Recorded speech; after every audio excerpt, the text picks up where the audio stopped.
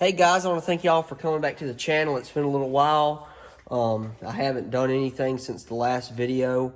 This has just been sitting. I never even cleaned it off since the last video. I think it was about a year or so ago. I had to go back and look. But anyway, I'm going to take this thing apart because it really needs a deep cleaning. And I got a leak. I got an oil leak. I think it's coming. I don't know if I got a leak in the tank or I got a leak on the what do you call it? The pump. You know, I don't know if the pump's leaking or it's coming out the valve, the block. I have a new block that they had sent me along about after I ordered this thing, probably like 2 years ago, because I thought it was coming out the block, the valve block. And I'm going to probably go ahead and put that on it while I got it tore down. But I'm going to strip it down, clean it, and try to see where the leaks are coming from. Because when I was doing videos, every time I done a video, I had to fill the hydraulic fluid up, and it would just cover the hole underneath of the dozer. But I'm going to do that and see what it does. So I'm gonna flip y'all around. I gotta take the root rake off I made, and I think I'm gonna start up here.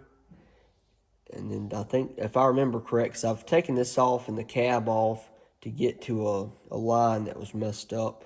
But I think you take this off, and then you can lift the hood, and there's a couple bolts here, and you can take this motor shield off. And then you can take the cab out. I think the cab just lifts up, if I'm not mistaken. It's been years since I've took this part off. But we're going to take the tracks off and everything. It's going to get stripped down and cleaned and done right, because there are some of the Allen bolts that are stripped from the factory, because these are made in China and they just throw them together.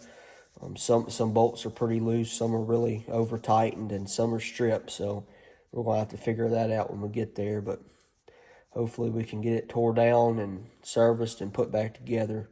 Got a lot of lines back here. It's gonna be hard to keep up with where they go, but we'll figure it out.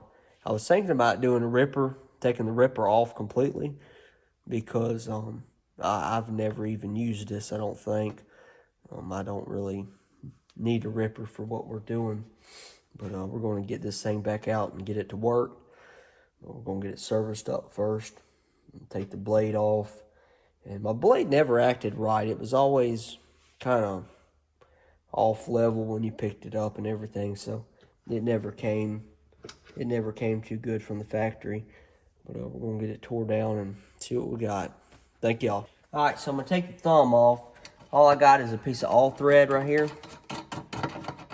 Not the thumb, the root rake, I'm sorry. So all I got it like that. You can just take it off. I got one over here. I need to do some work to this, because it just don't perform the way I'd like. But we're going to redo this, maybe change it. So I'm going to take the two off right here. I have a 2mm. It fits pretty good. The smaller ones, all I got's a 1.5mm, but it's a little bit too loose. So I think it might be like, I don't know if they make it like a 1.7, or it's something besides 2. I mean, 1.5, and it's not a 2, so. So those two come off, and you take the top off. And I'd say this probably weighs 3 pounds. It's a pretty good chunk. I think it's just all aluminum, I think. Or yeah. So now what you do, you come down here, and we have two. Well, no, one. We have one right there, and I think one on the other side. It's a little bit bigger than 1.5 millimeters, but you just pull that out.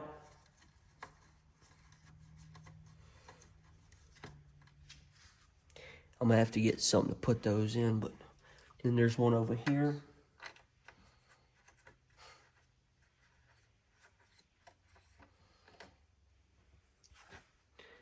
And if I can remember correct, this just snaps out.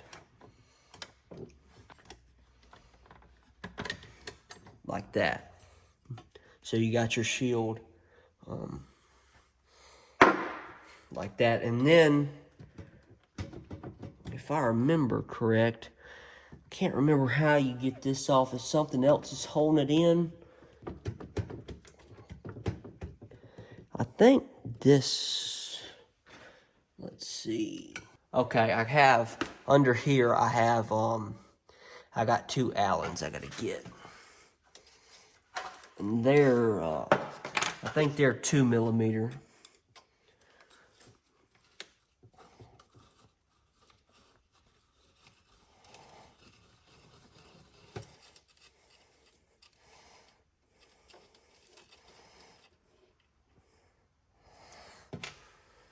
There we go.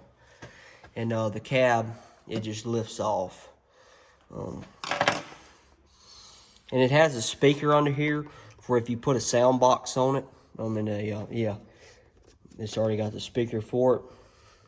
I might do that. I have one left over, I think, that I didn't use.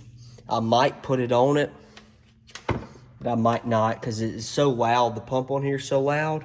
I might try to get a quad or motor, but I'll give you all a shot of what it looks like inside. But this is just the inside with the cab off. I don't see any oil. I should have probably put some in it in a minute and see if I can tell where it's leaking from. But as of right now, I don't see any residue, but I mean, it has been like a year. But yeah, that's what it looks like under there without a cab. And here's your servos down here. Let me get something to point. This is your valve body here under here, and you have your servos right here.